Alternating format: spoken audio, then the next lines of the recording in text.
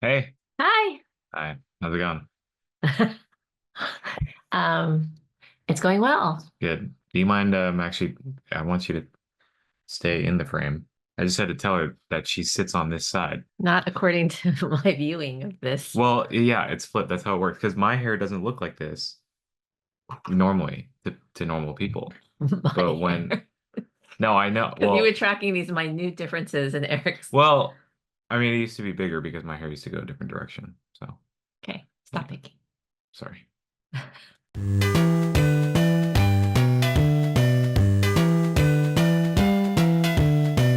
Okay, hi everybody.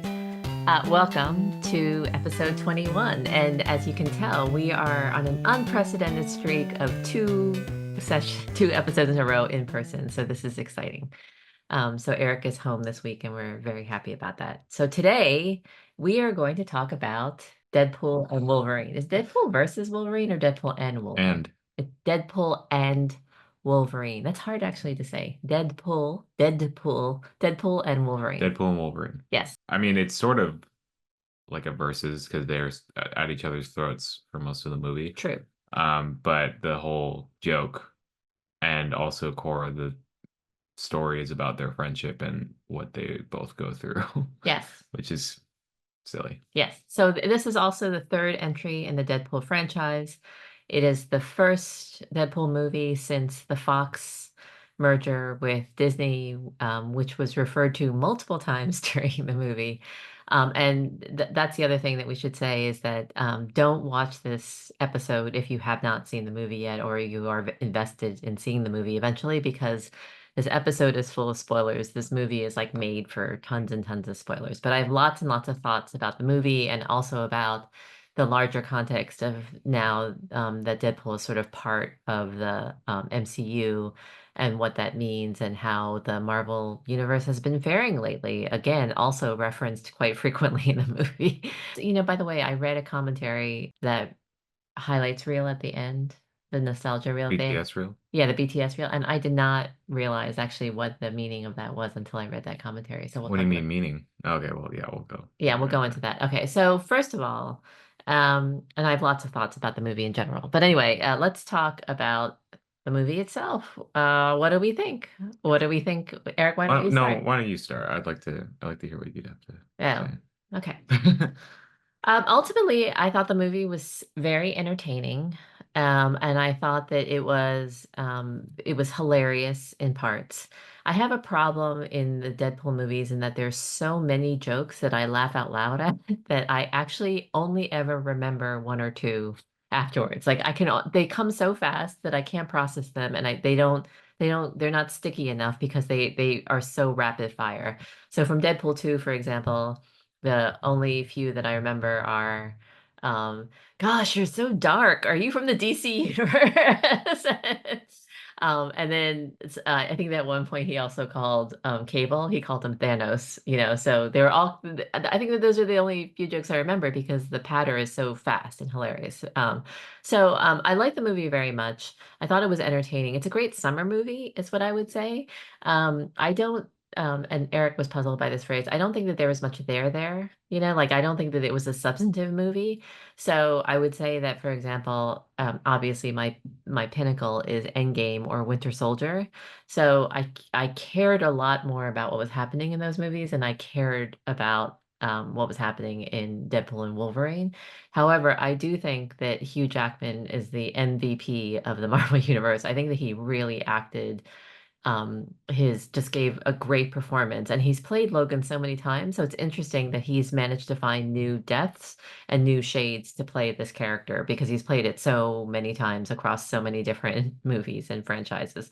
So I think that Hugh Jackman was amazing, and I think Ryan Reynolds is a really skilled marketer, but I'd say, as much as Eric likes to give me crap about my 3.5 stars on Letterboxd, this was a solid 3.5 stars for me. I don't give you crap. You what I mean, you sorry, you say it's too large a rephrase. category. I give you crap on the repetitiveness, but that doesn't invalidate your take on it being a 3.5, especially for this movie, because it seems like across the board for more often than not a 3.5 movie for most people. So Yeah. Yeah. I just happen to like it a bit more. Yeah. So talk Yeah. about that. Well, I think I mean I rewatched the first two Deadpool movies a couple months ago.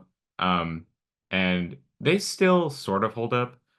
I think I like the second one more than the first Me one. too. Much more. The first one, And I think that it's because of Josh Brolin. yeah, Josh Brolin adds a lot, and I think because he's also sort of a villain, frenemy Yeah. kind of thing. Um, but the first one, when you watch it back, it's like even more dated. It's even more forgettable, just because it was the sort of elements that stood out about the first movie and made it so popular, and now it's like more commonplace in every movie, Right. and every Marvel movie especially. But like the constant flashbacks, and then the villain in that movie was so forgettable. Nobody remembers who that was. Francis, like literally some dude. I And remember Francis actually only because he kept on calling him yeah, Francis. yeah, but I totally forgot who he was or what the whole point was until I rewatched it. Um, and then I thought that the second movie also was it hit a bit more emotional beats, than the first, in better ways. But going back to the dated thing, there's something about Deadpool, those first two movies, that it's just so it's time. That I think the first one came out 2016, Wow. and then the second one came out An infamous couple years year. later. I might be getting it wrong, but like, the jokes the running joke with Deadpool is that he keeps saying maximum effort. I think that's like it's just some weird quirky thing. Even though I like the second one, and probably the second one's my favorite of the three, there's still like a joke in there about dubstep, which is like for when it came out was still outdated. Like Right, the right, right, dubstep right, was right.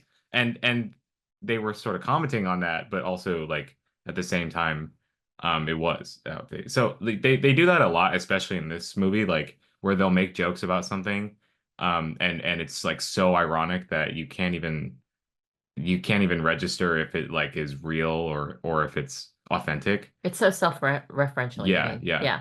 And this movie does it It's so to meta. That's the thing. This is the most meta movie ever. yeah, yeah, It's so it's always referring to something else. It's always yeah. it's always breaking the fourth Of wall. course, it's like the main thing is the whole deal with Disney buying 20th Century Fox. Yeah. Even Lucas, who loves the movie, he had to ask me about he had no clue what that was For about at those of you who all. don't follow the He IP, all the IP stories. he loves Deadpool, Right.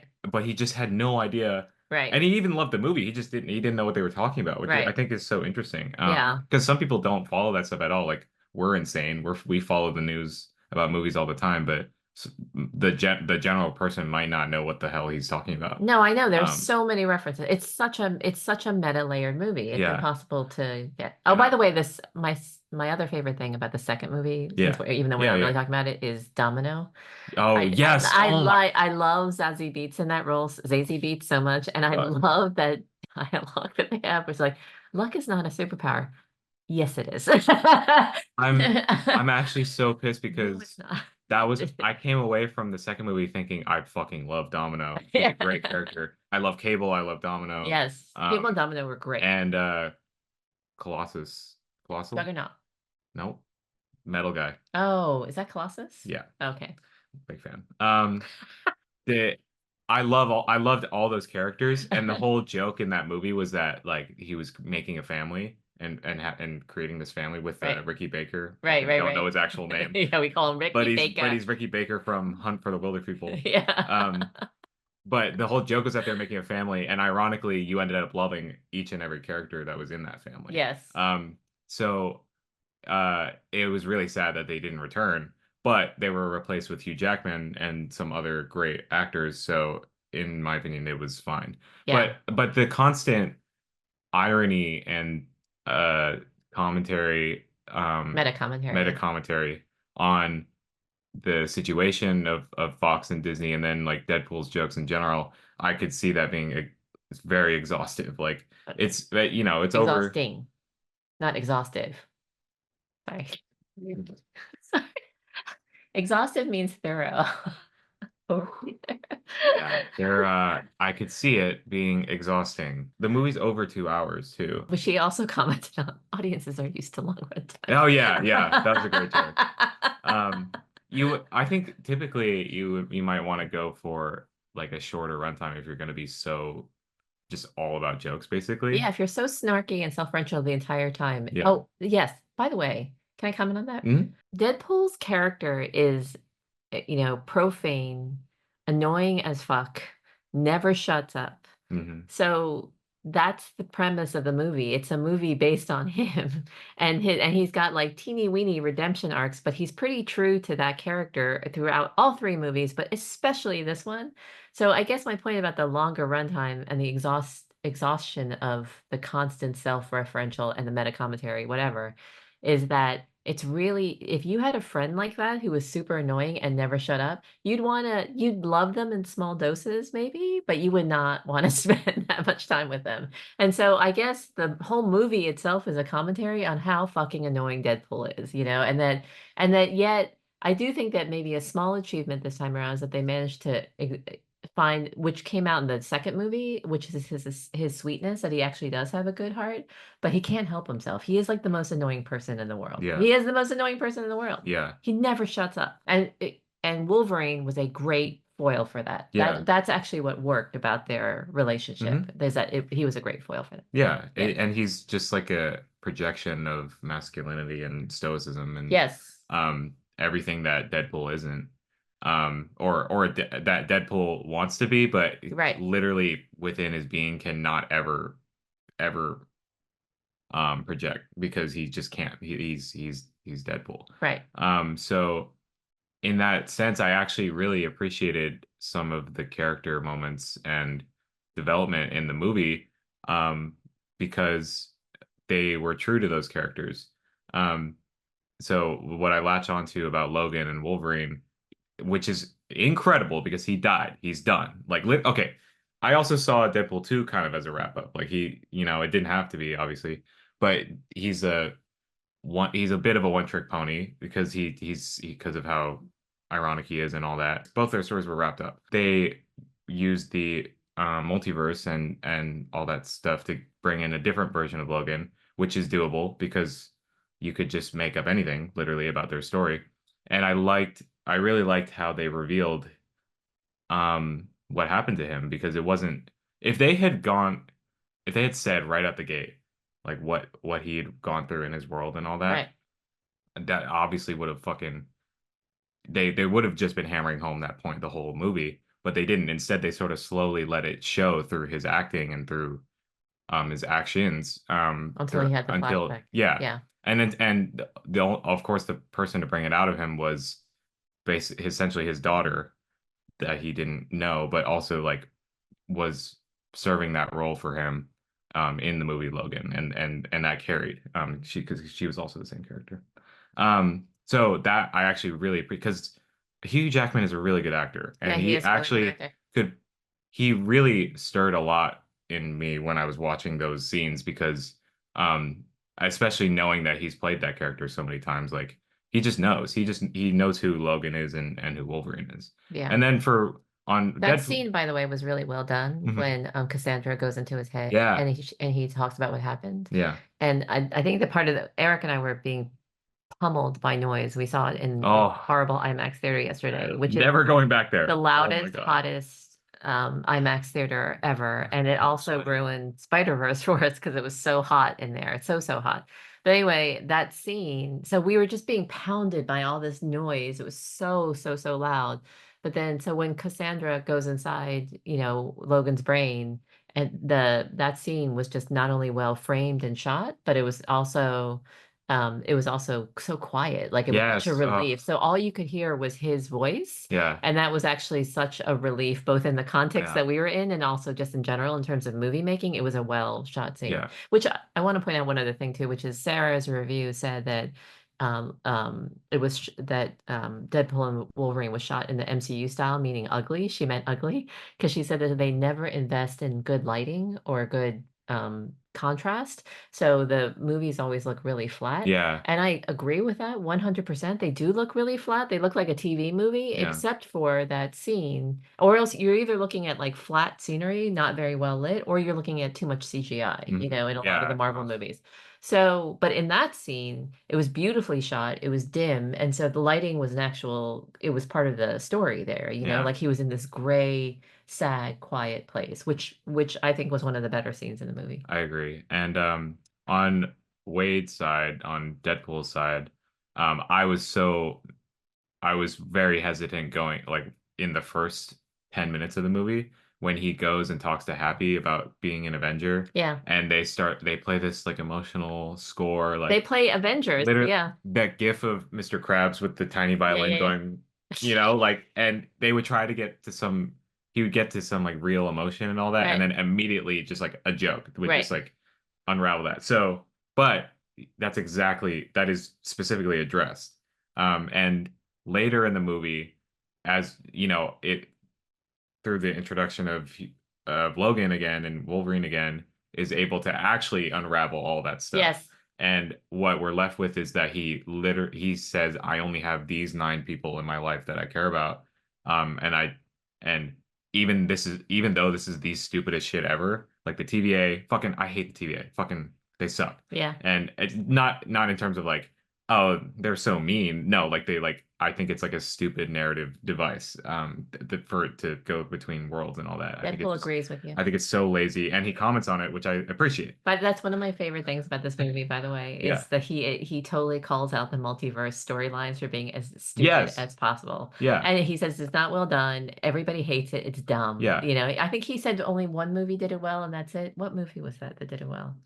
He said there was only one movie that did it well, and it was not the most obvious thought. But then I was like, oh yeah, you're right. But anyway, I don't remember. by the way, Jamie Lee Curtis, did Yeah. you hear about the controversy? On a panel, somebody asked her how she thought about what she was thinking about Marvel these days or something like that. What? Why? She goes, Was she even she in goes, Marvel? no, but she said something like she was asked a straight question. She goes, all I know is that they're really bad right now. And she caught so much flack for it. She was at Comic-Con for some reason. She caught so much flack for it and she apologized, right? Bruh. But actually, what she meant to say, what she said, which I'm in complete agreement with, was she's like, I was just really annoyed that Marvel, she goes, I have the greatest respect for Marvel. I've reached out to Kevin Feige personally to apologize to him. But she said, I'm just super annoyed because at the time, we were promoting everything everywhere all at once. Everyone was talking about how brilliant Marvel was at the multiverse. And I was like, we're doing the multiverse, we're doing Yeah. it like around very real themes. And so in other words, people have really powerful feelings about the multiverse. I don't have powerful feelings about it, but I think that it's a one and done concept. I don't think that you should make entire storylines out of it because number one, you can't manage the concept part of it. Like everyone's like, huh, how does that work again? Yeah. Like, does it branch? Does it loop? Like, what the hell? Like, Yeah. so nobody gets the multiverse. And the other thing is that conventional filmmaking methods cannot keep up with what a multiverse is. Mm. So I maintain to this day that Spider-Verse is the only permissible multiverse allowed. Yeah. And then Ryan Reynolds just called it out like it's stupid otherwise. It's just Yeah. dumb.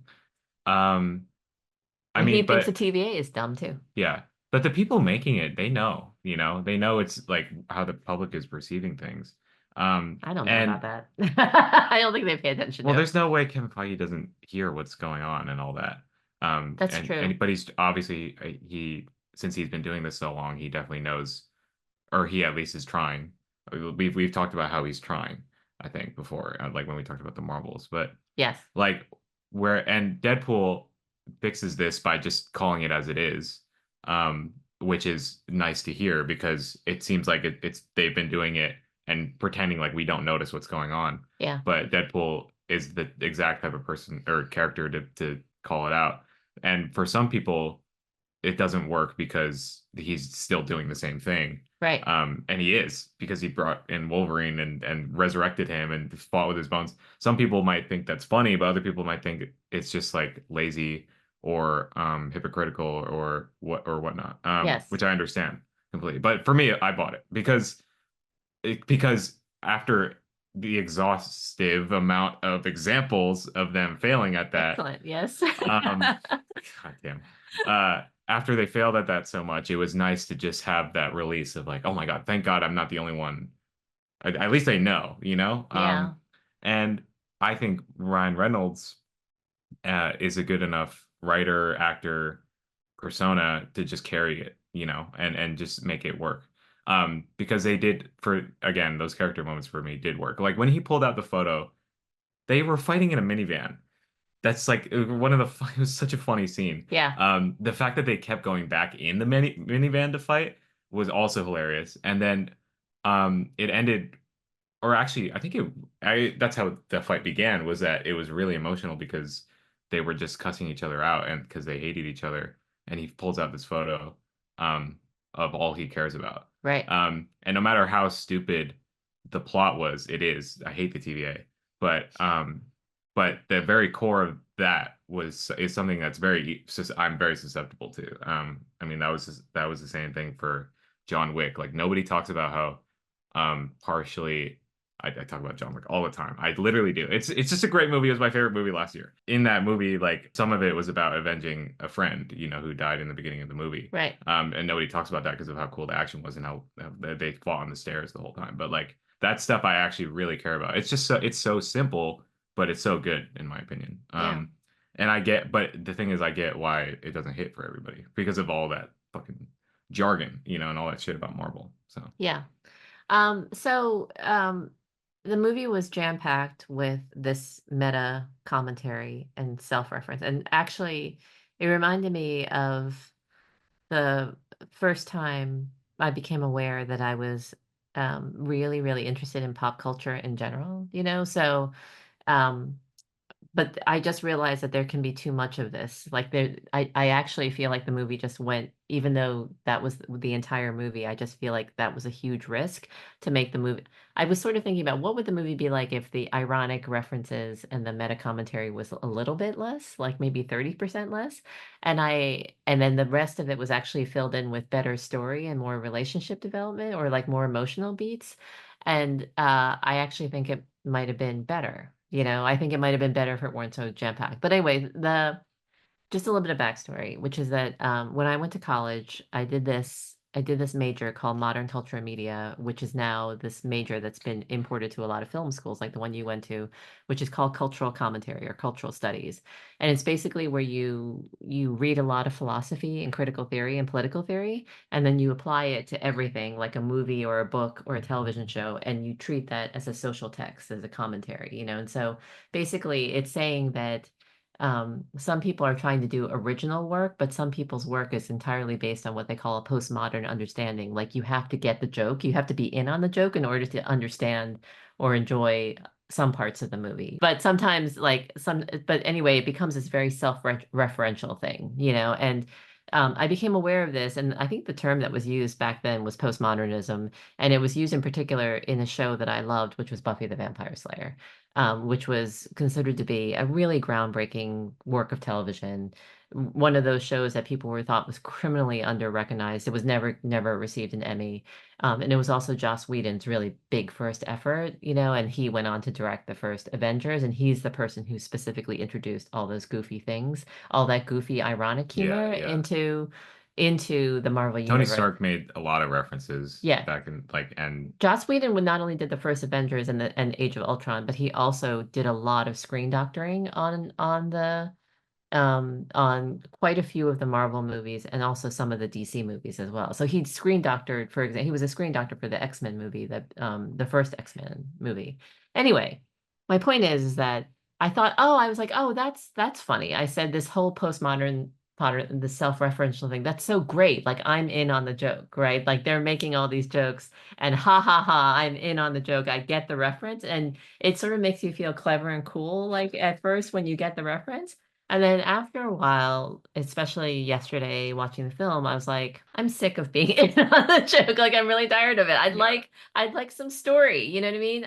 I'd like Ryan Reynolds to stop acting like an ass for maybe, he's just exhausting and he's annoying, and I'd like him to try for something just a little different. You know what I mean? So that's what I meant when I said there's no there there. It was a really entertaining movie, but I was left fairly unemotionally moved by it, almost completely unemotionally, like emotionally moved by it, except for when Hugh Jackman was on the screen. And I think that that's a weird. I mean, occasionally I was like, oh, Deadpool's being kind of sweet. That's like a sort of well, Deadpool's being kind of sweet. But in terms of character investment, if you've got one character out of like all of those how can I say this? I felt like it was trying, it had a million cameos, right? And so you felt this pang of nostalgia, like, oh, I saw that movie, I saw that character, I saw that blah blah blah. You saw all of that, right?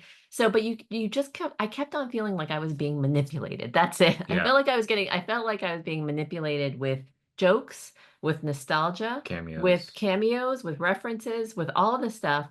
And there's a certain point where you feel like somebody's just trying to pull all your levers. Like they're trying to just push, and I knew I'm using a million metaphors here. Yeah, They're trying to push so many buttons, yeah. right? And you're sitting there going, you know what? I just want a fucking movie. I just want to like That's watch, I just want to watch a story. I just want to watch yeah. like a really good story. And I'm entertained and I'm laughing, blah, blah, blah. But for God's sake, can you just stop trying to push all these buttons and just tell a story? I Oh, and by the way, Deadpool 2 gets closer to actually just telling a yeah. story. It's a redemption about a kid. I think so too. I think so. Yeah, and I think that's why it's the best. But And it's about Cable's redemption too. yeah, and something uh I I feel think very that's strongly about this. I think that's very valid because looking at how my friends also received this movie or how it's been received on as a whole, because it's very mixed. It's like you either liked it Hated it. or you hated it or you enjoyed it but didn't exactly respect it as Yeah, as a film or a movie, yeah, something, and I think that's completely valid because of all the things you just said. yeah. But I guess the way that what I come back to is how authentic it feels. Because when I look at bad movies, they're bad because they are on some agenda that nobody else is on, or they're Right. they're on some Not a bad movie. some marketing Right. campaign or something, or like they're just hitting something that's not there. Yes. And what Deadpool, the character Deadpool, and then the actor Ryan Reynolds, just as an enterprise, is really good at doing is just hitting what's in the know. Yes. Because that's so clear in any press interview he ever does. Like even just like the Hot Ones thing, like the Hot Ones and Kevin. Okay, Sean Evans, Kevin McCarthy are two interviewers that interview celebrities who are very widely recognized as being great Yeah. interviewers. Like Great great interviewers. interviewers with great questions, really insightful. And one of the most popular things that comes out of those things is celebrities recognizing that themselves and feeling that shock of like, wow, you're actually really good. And I maybe enjoy the celebrity life more than I thought I did now. Right, right, right, right. And right, that's like the very first thing he does in all these press interviews is like, man, you're so good. Isn't he so good? It's so nice of him to do that because he's right. But also that's part of him addressing what's in the culture and what's widely known about these Oh interviews. yeah, So he's a master of the zeitgeist. yeah, so to me, that reads very well in this movie Yes. because if it was solely based on, the references and the cameos and all that, if it was just that, then that would come through and there would literally be nothing else. But I thought there was still substantial things that were added, because they truly did seem that they were super passionate about making the movie. The clearest example of that was when they ended the movie on that BTS reel because if if they would have, I think they only did one callback at the end with the post credit scene, like to that joke where he said that Chris Evans said all this shit. And they did that once. But if they were really just hammering home the all the other shit, they would just have some do more of that in the credits. But Right. instead they had this really sweet, really, really sweet BTS reel that you don't see in movies ever anymore. Like, Yeah. where they put the credits to the side and just play. That's such a Disney movie thing to do, like to just like put the I BTS in know. there. It was only after that I realized that it was an actual homage to Fox before Disney.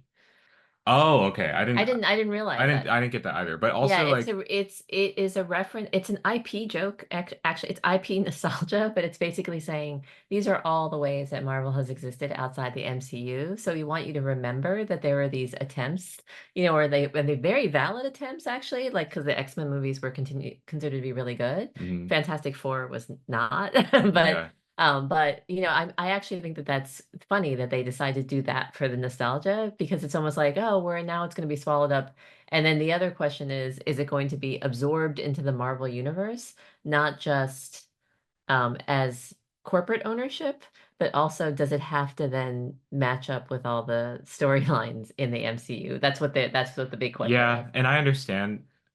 So the homage to Fox part, I Yes. understand. Yeah. But when I saw it, it read to me as more as we've been so privileged to be able to do stuff like this. Yes. That and they were Um, making that point too. and Yeah. the interviews that they included, because they joke about how horrible the first Deadpool appearance was in any of them, like, and they just include that interview of Ryan Reynolds saying, "Man, I've always wanted to play this character," and it's just like it's a dream come true. Yes. And he had to shoot his own trailer or excerpt for the first one to get the first one made. Yeah, right. He had to film himself in the costume and that sequence on the bridge in order, it was basically like which is Proof of crazy. concept. Yes, it's crazy to think that he did that. Yeah. Yeah. So overall, so I agree with you on the authenticity part, and that actually, and the difference between Deadpool and a bad movie. So I would never say that it's a bad movie. Like I enjoyed the experience tremendously. I would say to people, if you're into that kind of thing, go see it, but it because of the nonstop pace of jokes, nostalgia, cameos, gimmicks. That's it. Like it was just Yeah. nonstop gimmicks, Yeah. So then it kind of makes me wistful because I'm wondering if I do feel like it would be possible to make a better Deadpool and Wolverine movie. You know what I mean? Like I feel like it would be possible. I'm not quite sure how the story might change or whether or not you give, I don't know. Actually, I don't have no idea, but I feel like a better one could be made. I think it would be different. I also The think it needs to be shot better. I think it just needs to be executed better too. I had some issues with the filmmaking part of it. There were, I mean, yeah, being a product of the MCU now and of Disney makes it so that intrinsically it is just like it is feels like it was kicked out of a machine. Yes, Like it was that's right. like the CGI is so noticeable. Yes, it really is. And It really is. and it's just got Ryan Reynolds all over it, Yeah. Like I talked to That's was really interesting that you said, it feels like it was spit out from a machine because yeah. that to me feels exactly right. Yeah, Yeah. and but that machine has done that before and we've enjoyed it, but we've also not enjoyed it, but ultimately it's just like another movie going experience. It's just different. Like the hold on. Yes. I talked to somebody who had and I asked his thoughts and he said it's definitely the funniest Marvel movie they've ever put out, but also in terms of plot like doesn't really work. And I don't know how much Sean Levy really added to that and how much it was Correct. just Ryan Reynolds doing Ryan Reynolds. That's what Like, I was going to say. Yeah. I mean, I have no doubt on set, probably everybody was integral to that whole process. And it was probably really fun to just do it together, like, Right. and offer ideas, all this stuff. And I could fucking laser in on the exact editing decisions that were made in that movie because, like, literally, I saw you could just see his mouth move in his mask. He's saying something, but they ADR'd that line over because it was an alt joke and the first one didn't work and they had to do something funnier. Like you could see where I didn't see that. you could just see where they patched and stitched this movie to like work. And of course, Eric's professional. stop. I think it, of course, I liked seeing that, but also it's super manufactured and like Yeah. not organic at all in terms of like we're gonna make this perfect. Yeah. So that's why I understand your point about like there could definitely be a better movie. There could be just a different, more authentic and more like organic and artistic like interpretation of that whole thing. Because Yes. And but can I just say that yeah. now? Can I talk now? Sorry, I was yeah. going to make I've that been same, yeah. I was going to make that same point actually, which is, I think that actually, let's just say that you know that being spit out of a machine, you know that you're part of the Marvel machine, and you know Yeah. exactly what the characteristics are. How do you rise above that? And the only way that you rise above that is through artistic stamp, right? Like distinctive visual style, distinctive score, better writing in the screenplay. Although I think the screenplay was written fine. It was fine. But So much. it was a little jam-packed. It was too Yeah. much. Yeah. But I was gonna say that like in terms of visual style, you can make it just different. You know what I mean? Like for example, Logan was shot Logan looks like a great movie. It's a great looking movie. It's done very in a very moody atmospheric style. So it's either like way out in the desert, where they're living and holed up, or and then so that all the desert scenery is like very grainy, when they capture his friend, the one who's allergic to sunlight or whatever. Um, like it's all like very glaring white sunlight. They do the lighting really well, and then when he's going into everything changes, the mood changes based on the scenery in Logan. And it matches the mood also of the film. Do you know what I mean? The visuals match the film. And the other issue with this movie, Deadpool and Wolverine, and we talked about this already, was that I thought that the score was that the music was not used very effectively. Very, very popular emotion stirring songs, anthems basically. So they like to play a rock anthem, at a key action sequence or a slow-mo sequence or whatever. And it's not done well. It felt like somebody just took virtual scissors and clipped off one end of a song and Yeah. clipped off another and slammed it in there. Yeah. And no, and normally you don't notice editing like that. Do you Yeah. know what I mean? Like normally you don't notice when an excerpt of a song comes in like that Mhm. because you're so caught up in the scene and the emotional beats of the scene. And so when the iconic song comes on, as it does like in Guardians of the Galaxy movies, for example, you're like, "Oh my God, this song." But you're not thinking, couldn't they find a better place? Like, you know what I mean? Like there's no sort of shoving in Yeah, of the and song. it's and like we talked about, this song is usually talking, it's in direct relation to what's going on in the movie, and Yes, it's that's not just right. like thrown in there as a joke or thrown in there like for, Yes. for fun. Again, it all felt a little bit manipulative. Hmm. It all felt a little bit overly engineered. Hmm. And then it didn't feel like someone sort of it's kind of like if I assembled a recipe, right?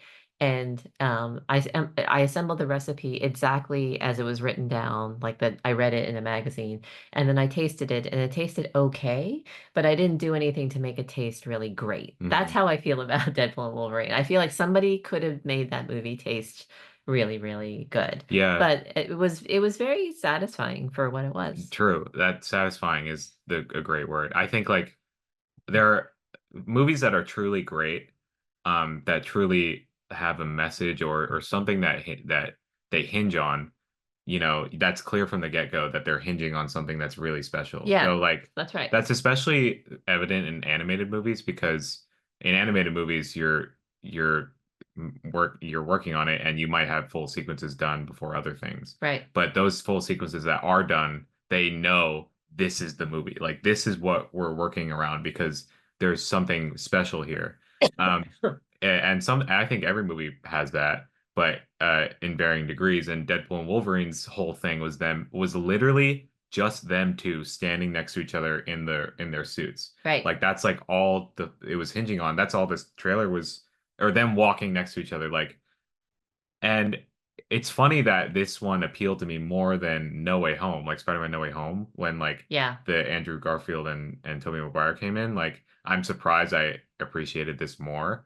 But I think it's because Deadpool and Wolverine was so faithful to comics and what people just at the base level wanted. And they stuck to that. And they also added in their own like acting flavor Yeah. and character, things that I really liked. Um, so that's what they were able to hinge on. But real movies and real art, I think, hinges on way, way, way more than that because it's way more substantial Yeah. and emotional and impactful. But this was just Yes. very fun and satisfactory, So like you let's said. let's use that as a transition point to talk. Let's end with talking about the Marvel Universe because Yeah. there was this joke, although it was one of those jokes with a lot of truth to it about whether or not this movie would quote unquote save the Marvel Universe, the Marvel Studio Universe, that is, the Marvel Cinematic Universe. That's what the MCU stands for. And so I guess everybody's sort of, now really tired of the saying Marvel's dead, Marvel's really struggling. Like it's ever since Endgame wrapped up, everyone thinks that it's just been a really terrible period for Marvel, and that Deadpool and Wolverine was really gonna save the studio. And that, by the way, this movie comes out, and right on the heels of this movie, it's announced that the Russo brothers are returning, and they will be directing Avengers 5 and 6, and that Robert Downey Jr. will be Doctor Doom, and that was announced at Hall H, and we're like, okay, whatever. But the fans went crazy. So many people are excited about that. I don't know why, but anyway, I'm not excited about it. But so number one, it's not quite true that Deadpool and Wolverine are going to save the Marvel Universe because No Way Home made a fortune. um the Marvels did not do bad badly either. And then Marvel has struggled terribly on the TV shows, They just struggled. don't need them. They don't need them, and all the streaming platforms have been struggling in terms of what type of content they want to focus on. Like, because it's expensive. It's expensive to make Yeah. this stuff. So where are you going to put your chips? Like, what business model is really working for anybody? After the strikes, everybody realized that all the streaming platforms are totally built on nothing. There's like no business model there that makes sense Mm. that will make them money. So they have no idea whether, and then movies are struggling too because no one's going to see the movie anymore. So they're basically it's like a war between a crocodile and a shark. Like who's gonna win? Yeah. They're basically eating each other up. And so, but No Way Home made $1 billion, but Deadpool and Wolverine had a ginormous opening weekend. Ginormous. It was unbelievable. And then now we have the Russo brothers coming back. And where I stand on this is that um I think that they should ditch the multiverse. And I think that they should I think that most people are overestimating how good the MCU was before. Um, and that I think that this new phase of whatever Marvel's trying to be should be allowed to it should be allowed to breathe, and it should be allowed to suck. And they should stop doing TV, and stop trying to make us keep up with all these plot lines that relate to one another. Like it's really frustrating. People were really angry apparently about how you could not understand the multiverse Doctor Strange unless you had watched WandaVision. And I'm just like, I get it. I get how annoying it is to try to keep up to this, but overall, just try to tell a good story. That's all. That's all. Not even try to tell a good story. Don't try to make movies great. There's only really three good movies in the MCU overall, and that's Winter Soldier, Endgame, and Iron Man, the first Black Iron Man. Panther. Oh, Black Panther. Okay, four. That's out of a, but that's Eric. That's out of a shitload of movies. If you can think of four movies that I would give 4 stars or above, out of how many movies, the rest I watched them and I had the exact same reaction or even less than Deadpool and Wolverine. I was sort of sitting there going, that's fine. Yeah. Thor was fine to me. Yeah. The Biggest first, example of is Ragnarok because yes, that's such a yes, widely loved one, and yeah, no, I just think I think it's good. It's fun. it's Like fun. it's like yeah. Yeah, there's so many movies at the first two Ant-Mans. It's fine. It was funny. Do you see what I mean? Like most movies in the MCU are Deadpool and Wolverine for me. They are, but each one of them is good enough to keep me interested till you get to the really good movies, the ones that are really, really good. And so I think that bringing the Russo brothers back and bringing Robert Downey Jr. back is very risky. I think it's super, super risky because I don't think that they're guaranteed parts of the formula. I think that Endgame worked and Winter Soldier worked because you had that screenwriting pair, Stephen McFeely, is it, and Christopher somebody, Marcus. And then you had the score by Alan Silvestri, and you had the Russo brothers, and you had great performances by everybody. So I think if they managed to capture lightning in a bottle, fine. And I think that Endgame was also hugely risky because I think that we've all forgotten how pissed off we were or upset we were at the end of Infinity War. Okay, We were but just like, what the yeah, fuck? but people loved it. Yes, they And did love. That's what I mean. It was a huge gamble. It was a huge gamble to wrap it up like that. yeah, I think they're We had to wait a year for that, Eric. yeah. Everybody was vapor on it. A year is actually not that long I know, for but that. it's crazy. It's Um, crazy to think about. they were trying to hinge on the names that work. Like Yes, we got to stick to Kevin Feige. right. Okay, we're probably losing Ryan Reynolds and Hugh Jackman. They're done, but they did their part. They got this huge weekend. Yes, Robert Downey Jr. is coming back.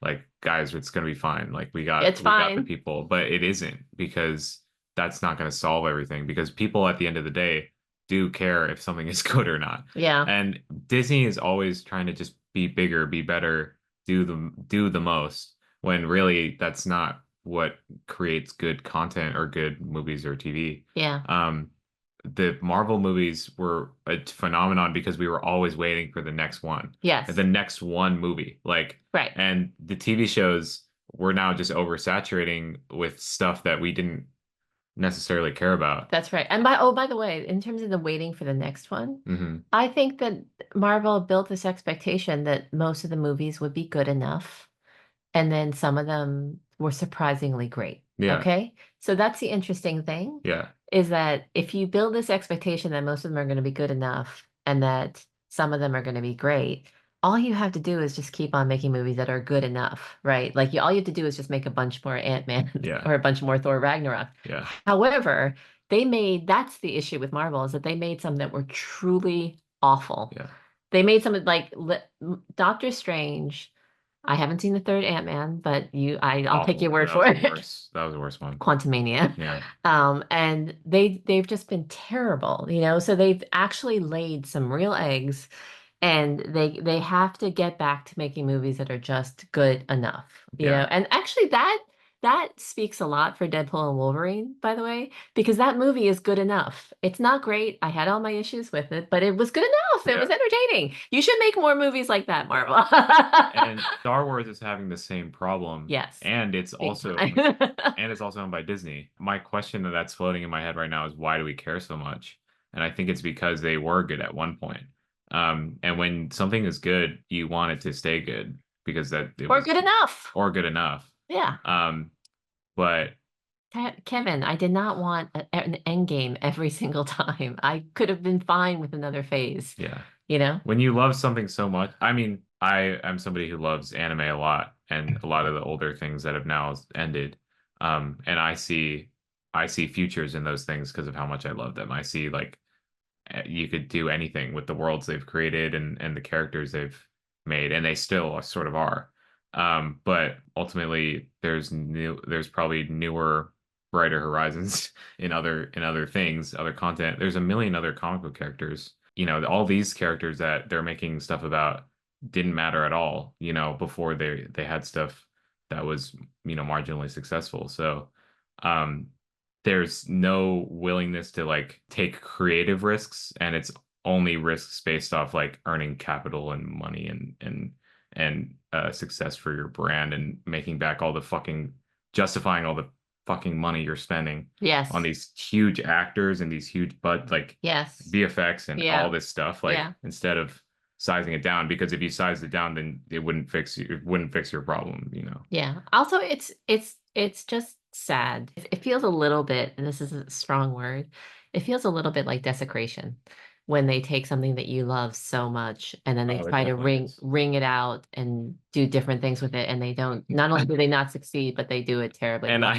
ironically, Deadpool literally did that with Wolverine's Yes. Body. Yeah, that's right. adamantium skeleton. That's right. Um, That's a joke. I yeah, think. I think that that was the joke, you know, which is to desecrate something so beloved, you know, I'm and I'm to show what that looks like. I'm honestly so disappointed in myself. I actually enjoyed this movie as much as I did because it just throws in your face like all the shit they've fucking also thrown in your face. Yeah, well, you know, I think for you, like for you, I would say that the Lion King is very upsetting that they keep on fucking around Yeah. with Oh it. my God, the Uh, new so, trailer is out in front of every fucking movie now, and it sucks, dude. so, Okay, I it mean, got Eric, the Lion King, the animated version was Eric's very favorite movie as a boy when he was little, and then he saw the live action movie and was so outraged by it that he wrote, I think, you know, an oh. 8,000 word review. That was not that long. But anyway, It was like a super. big post that I wrote, and then Yeah,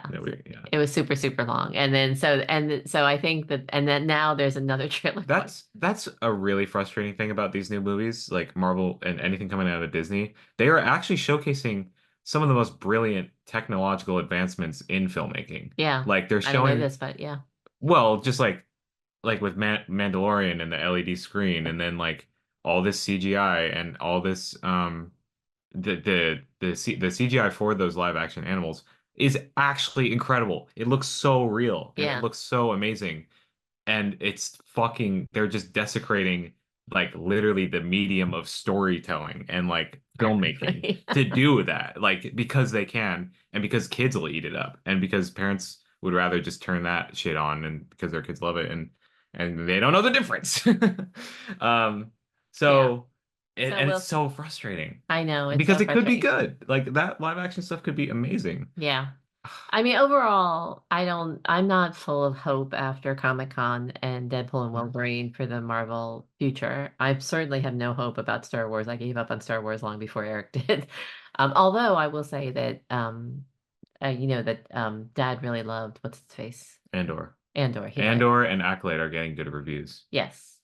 Um, uh, Andor better than Acolyte. Yeah, yeah, But anyway, some things you just give up on and then you return to and hope that someday it will be revived and it will be better, or maybe it should just be let to rest. You yeah. know what I mean? Like Cowboy Bebop never. Oh, they did try. Sorry, Cowboy Bebop did try to make a live action. So funny you Do you know mentioned what I mean? that. Like that's like such a perfect like gem of an anime, right? One Yeah, season nothing. wrapped, and then they make a live And then action that tanks. I would say the exact same thing about Death Note, except Netflix, the same fucking studio, made a live action movie that sucked. Oh, they did. I didn't know that. They had Willem Dafoe. It like I didn't literally know like that. it had Willem Dafoe, Lakeith Stanfield, and ugh, so stupid. All right. So I was going to finish my thought, which was Yeah, I'm please. not filled with hope for the MCU after Deadpool and Wolverine or the Russo brothers announcement. I'm not filled with like super optimism. But I do think that if you could make movies, keep on making movies like Deadpool and Wolverine, which are good enough, then fine. Just keep on doing that. Like I'm not opposed to seeing another Shang-Chi movie. I'm not opposed to that, I'm not super opposed to seeing Thunderbolts, although I'm not interested. Is it Thunderbolts or Thundercats? Thunderbolts. Thunderbolts. I'm not. Thundercats. I know Thundercats. I'm like rare, and so then I'm not opposed to seeing those movies, but I'm not excited about seeing them either. I'm not excited about seeing Avengers 5 or Avengers 6. Not excited about seeing it, but I was genuinely actually looking forward to seeing Deadpool and Wolverine, and I would totally go see another sequel with Hugh Jackman in it. Like what if Domino returned? Why would you bring back what's his face star, Shine Star or Shatterstar? Shatterstar. Why Oh would you yeah, bring back Shatterstar and not Domino? that's I funny. think that's because Probably that she wasn't she available. didn't she didn't want to come back. Why would she? Honestly, she's so valid for that. I know, but she was so cool. She Um, was so, so cool. Yes, it is. I Why don't mean, we split the difference and say no, it isn't? well, I mean, you're saying like you're saying like you're not excited for, stuff coming up and stuff like that. What are we excited for nowadays? I don't even know anymore. I still get excited for good animated movies, but like That's a good question. there's all these franchises are sort of I think because and again, this is on the comment that I made earlier about um just resurrecting things, sequels of things, just repeating things over and over because they have no other ideas or no other things to go to. So that there's nothing new and exciting. Obviously, there are still new and exciting things, but like, where they're overshadowed because they make it so known and so advertised in your face, and that everything else is sort of overshadowed completely. I actually not super excited, not super like heightened hype excited, but I get excited by movies that have really good advanced word of mouth when people describe them as delightful or as really funny. And so I'm really up for a good comedy, and if the reviews are good, like they say, it's good enough I had a really good time. I was actually kind of excited to see The Fall Guy.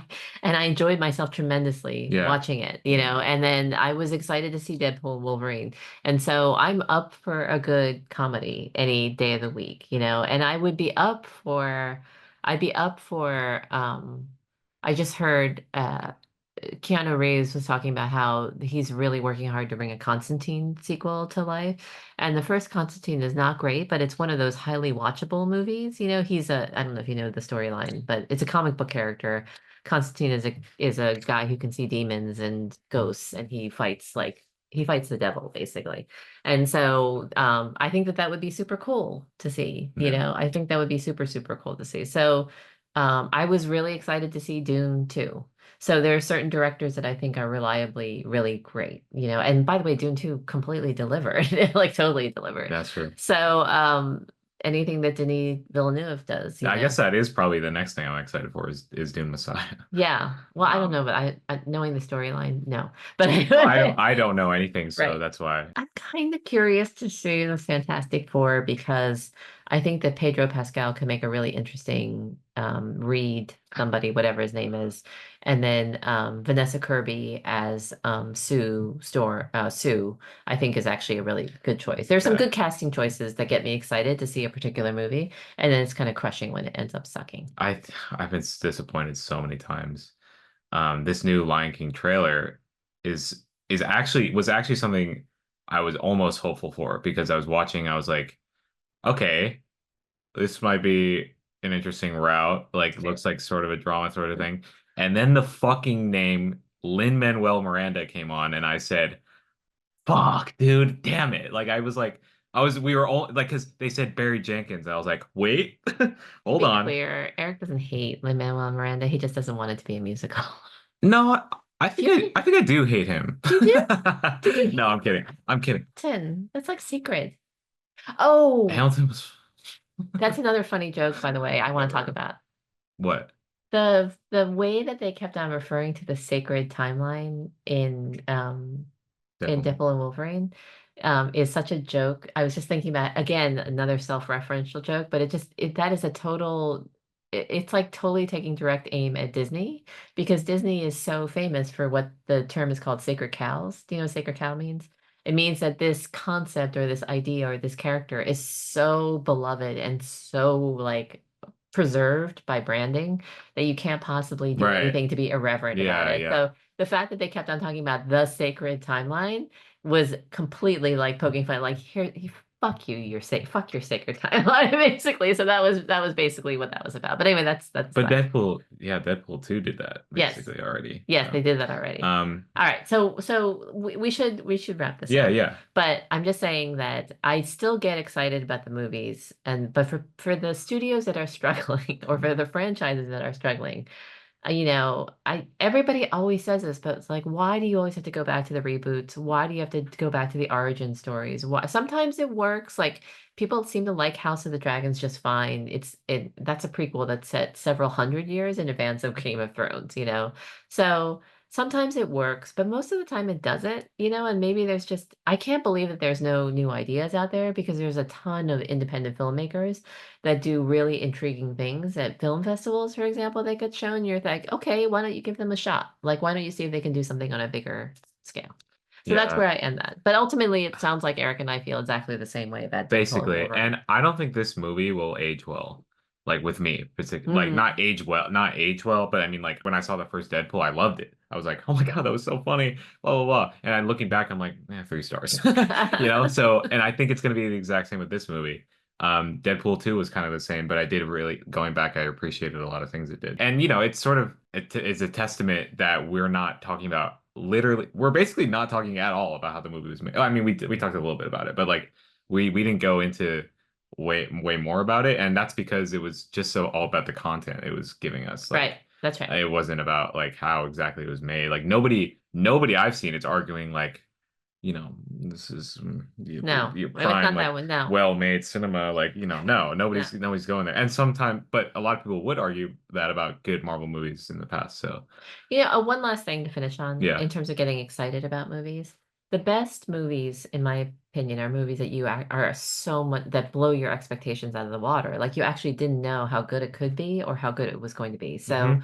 those movie experiences, which are those are pure magic when you realize, oh my God, this movie is not just good, it's awesome. Like it's just completely, transports. Like so, the first Matrix was like that for me. The Lord of the Rings, the Fellowship movie, just seeing it for the first time, I was like, oh my God, thank God, this series is going to be Dune really 2 good. was like that for me, I Yeah. think. And yes, and then what Endgame was better. The Star Trek reboot movie 2009 was like that. So, and then, Dad and I went into the John Wick movies. We went to the first John Wick, we went to the Matrix. I think I told you this, or not knowing at all what to expect, and they were so much better than we thought they could be. And so movies that are better, like far better than you expected them to be, that's why you still go to see the movies for that kind of hope. You know what Yeah, I mean? Like for that type of yeah. I experience. want Like, to be please surprised. surprise me. Yeah, Please be better than I expected. yeah. Please be so much better than I could have even dreamed. And that to me is astonishing that that can still Yeah. happen. So, and yes, Dune 2 was like that. Like, yeah, that's actually a really great point because I go into most movies now thinking that I'm not going to like it, but it is always the best when it completely overturns my expectations. I had the biggest conflict when I saw the second Spider-Verse because I had the highest expectations and then it was not what I expected at all. Yes.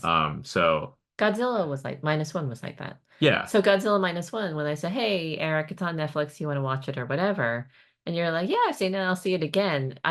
No expectation. It's a Godzilla movie. How good can it be? And instead, it was really, really well done, really well acted, beautifully shot, beautiful looking movie, and the production design was astonishing. Like that truly captured in terms of a commentary on war and suffering. It made me think so much about it made me think so much about, how Japan as a country is perceived in terms of its role in its occupy as an occupying entity and then in World War II, and so it made me think a lot about that. But it made me realize that underneath every war story, it's always a civilians who suffer the most. It's a civilians who say, "What are we doing here? Like, how are we caught up in these horrible plans for human destruction and the loss of human life?" And so that to me is just it's amazing that a movie with that tiny of a budget could make you think that much. But anyway, so I think we end, on the same note that we always did. We had a fine movie experience or an enjoyable movie experience, watching experience with Deadpool and Wolverine, but we remain really, really hopeful that there will be better movies to come. Right, yeah, Eric? yes, And it was great having you home yeah. this weekend. Thanks. It was great to be back. I think it's just one last thing. I just think it's so. This is the second time we've talked about Marvel as a whole, and Hmm. we've sort of hit like some similar notes than you know, to the Marvels when we talked about that. I think it's just really interesting that we're pretty fixated on it, and I think it's because like that's a lot of like where our love for movies came was watching that stuff together. Yes. Um, that's how we sort of gained and because since they weren't all great, we did talk about what made them great, what didn't make them great, and Right. that was a huge part of my development in being interested in movies, but being interested in making movies also. So Yeah, and a lot of the movies that we've talked about also that we love so deeply, those are the ones that they become shared memories mm, for you and I. yeah, You know what I mean? They become shared memories if we happen to have that experience together. But a lot of my shared movie experience memories are with Dad because we watched a lot of them not knowing what we were walking into. yeah. Anyway, thank you so much for Dang, listening yep. and for watching. Thank you to Eric as always for his technical production I skills. love you, Mom. I love you, Eric, and thank you so much I'm for glad. coming home. Yes, I love doing in-person episodes. Yeah. Obviously remote works, and I love them. But this is always just like it's just you're right here, so it's a lot easier to kind of understand things, and yeah, Yeah, I like it. I like it also because I have more control over, I feed Eric really good food. I like that I also. make sure his bathroom is really clean when he goes Okay, home. it Okay. TMI, but Okay. yeah, Love you all. Bye. yes, bye. Thanks for Thanks. listening. Thank you.